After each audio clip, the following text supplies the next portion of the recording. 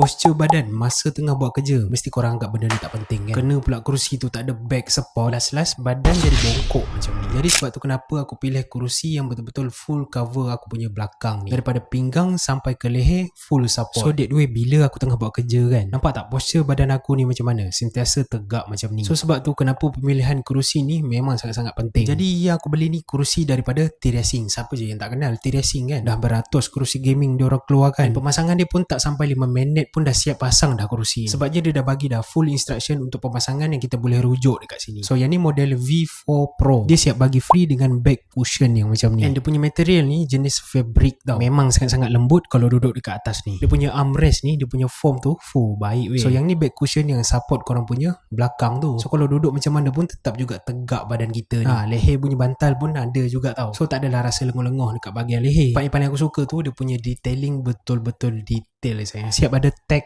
T-Racing lagi. So macam biasa kalau nak adjust ketinggian, just tarik je dekat bahagian bawah ni. So kerusi gaming T-Racing ni memang sangat-sangat membantu aku kalau aku nak buat kerja lama-lama. Sentiasa support aku punya posture badan ni sentiasa tegak. Bagi aku kan berbaloi jugalah kita invest kerusi yang berkualiti macam ni. Tapi kalau nak harapkan kerusi yang murah tapi tak support pun korang punya belakang tu, lagi rugi kan. So untuk korang kalau nak, korang boleh just tekan je back kuning aku and jangan lupa follow-follow.